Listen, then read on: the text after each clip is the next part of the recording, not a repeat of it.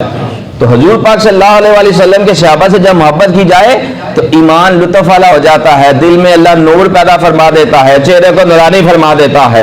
کہتے ہیں حضور پاک صلی اللہ علیہ وآلہ وسلم کا سایہ نہیں تھا، کہتے ہیں حضور پاک صلی اللہ علیہ وسلم کا سایہ نہیں تھا، لیکن امیر المومنین سیدنا ابو بکر صدیق رضی اللہ عنہ حضور پاک صلی اللہ علیہ وآلہ وسلم کے ساتھ ساتھ ان کا سایہ بن کے رہے ہیں۔ ہر جہاں بھی گئے، ہجرت فرمائی تو صدیق اکبر رضی اللہ عنہ ساتھ ہے، جہاد کے لیے تشریف لے گئے تو سیدنا صدیق اکبر رضی اللہ عنہ کے ساتھ ہے۔ ساری زندگی صدیق اکبر رضی اللہ عنہ نے حضور پاک صلی اللہ علیہ وآلہ وسلم کے ساتھ گزار دی۔ بدر کے بھی ساتھی ہیں، قبر کے بھی ساتھی ہیں، غار کے بھی ساتھی ہیں، مزار کے بھی ساتھی ہیں،